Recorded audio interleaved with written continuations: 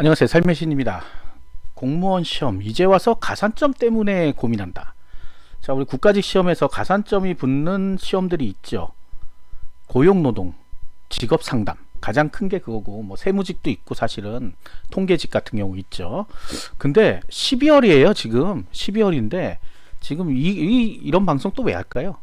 네, 자꾸 물어봅니다. 누가 없으면 안 될까요? 안 됩니다. 왜요? 본인이 안 된다고 하니까요.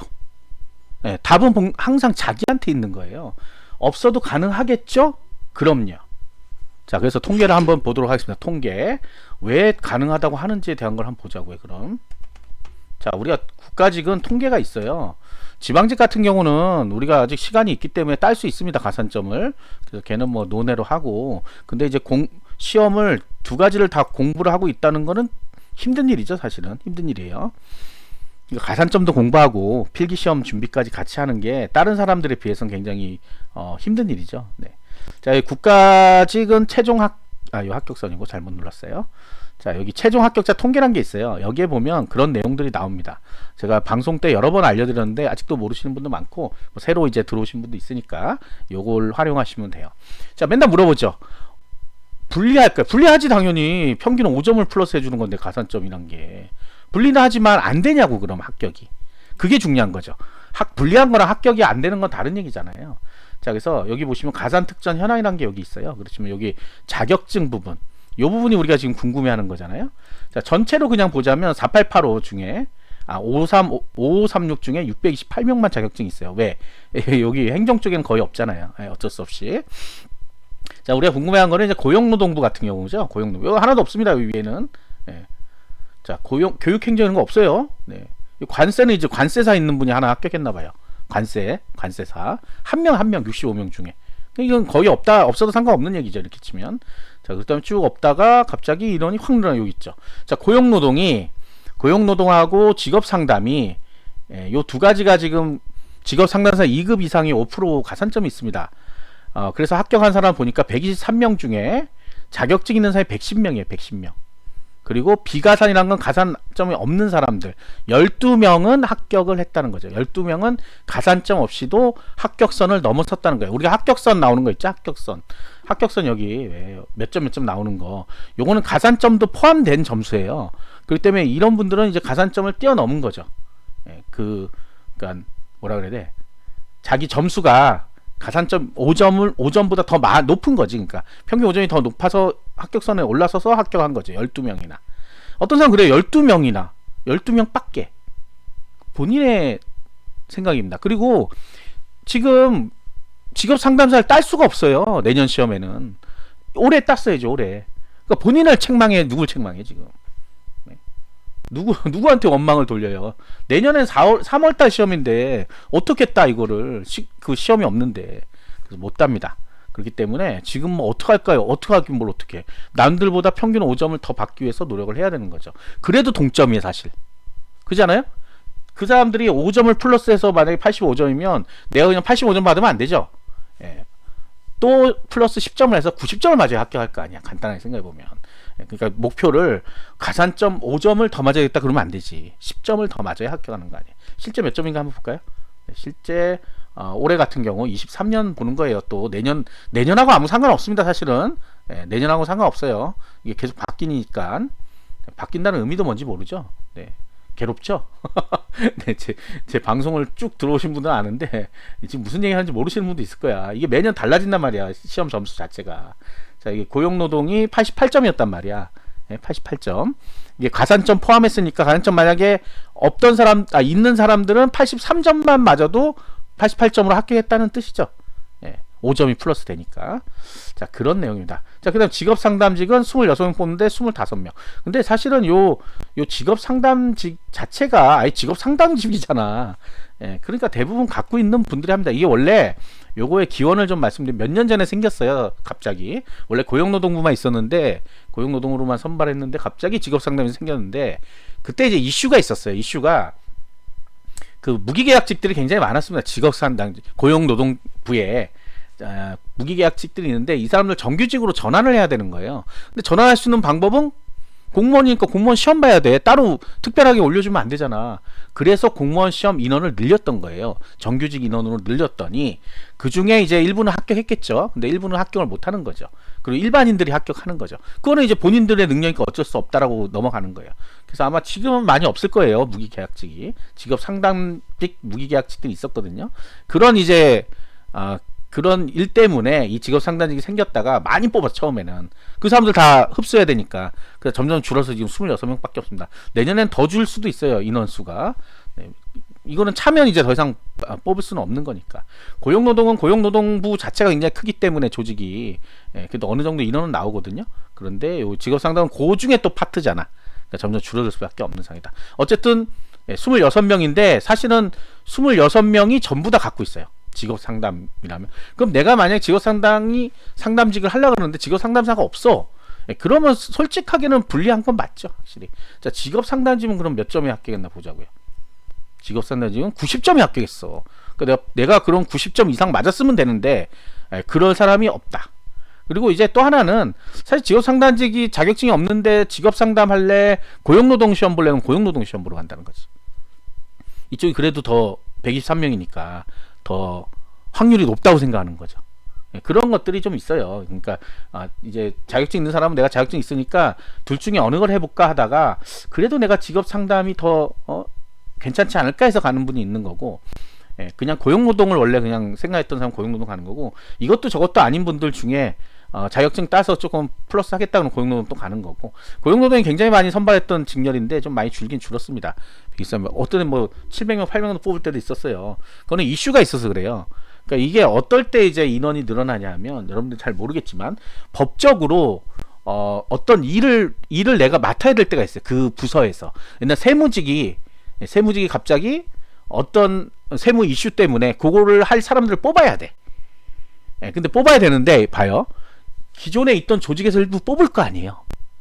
그 새로 신규로만 다 뽑을 순 없잖아. 아무것도 모르는데 신규로 그 일을 다 해 이러면 누가 하겠어요. 신입사원들끼리 앉아가지고 뭘 해요. 그러니까 일부를 옮기니까 그 자리가 남을 거 아니야.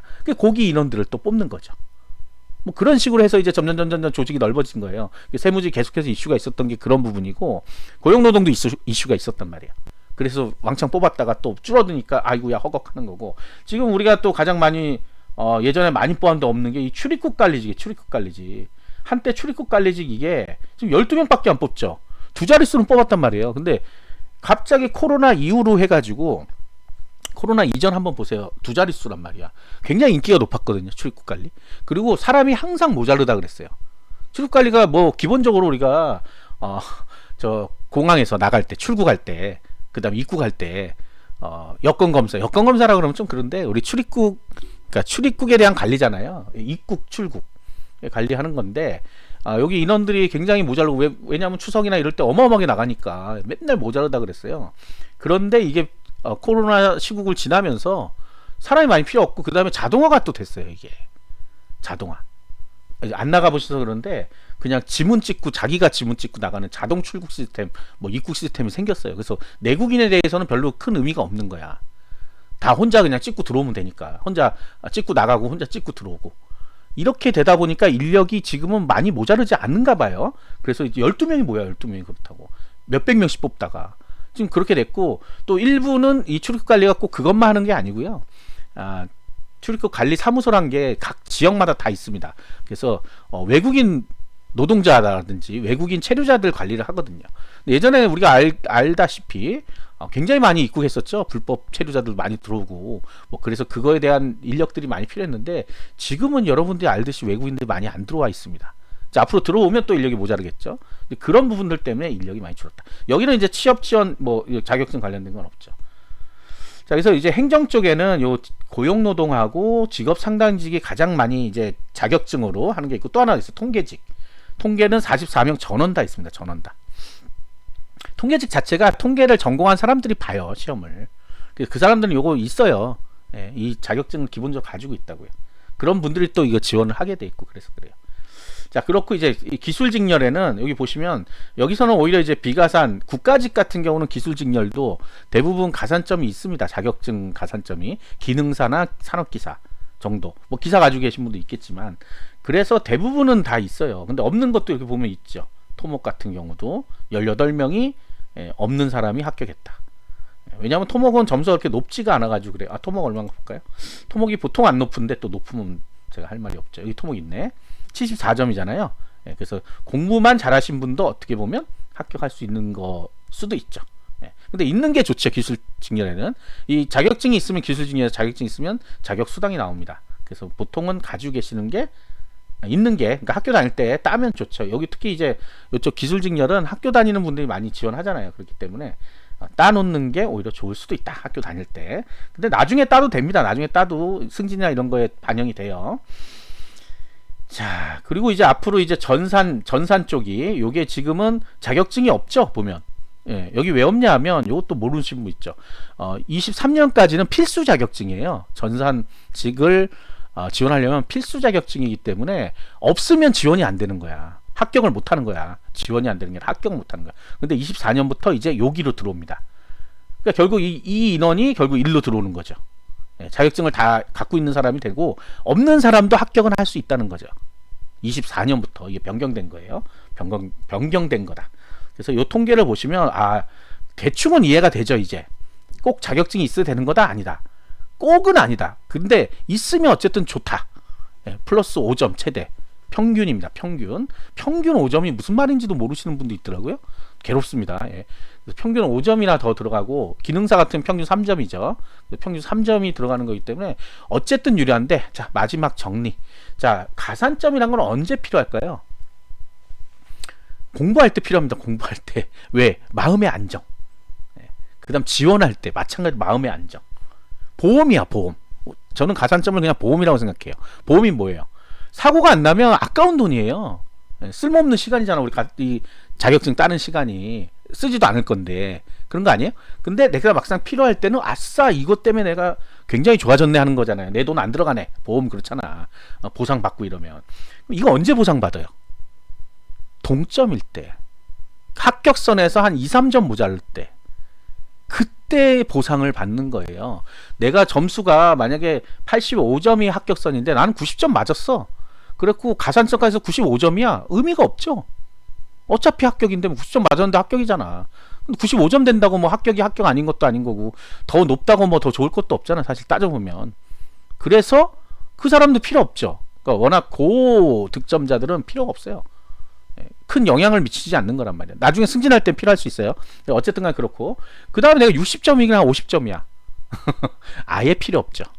아무리 더해봐야 근처도 못 가잖아. 그럼 어떤 사람들이야? 85점이 합격선일 때 82점, 83점 이런 사람들이 5점 플러스 해가지고 86, 87 돼서 합격해버리는 거죠.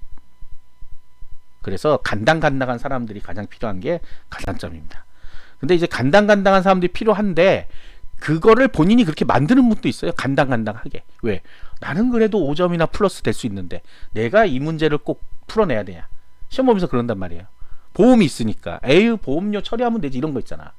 끝까지 최선을 다해야 되는데 내가 5점이나 더 플러스 되는데까지 한 문제 틀리면 어때? 이렇게 생각한단 말이에요. 그 사람들이 본인을 그 간당간당한 곳으로 밀어넣고 있는 거예요.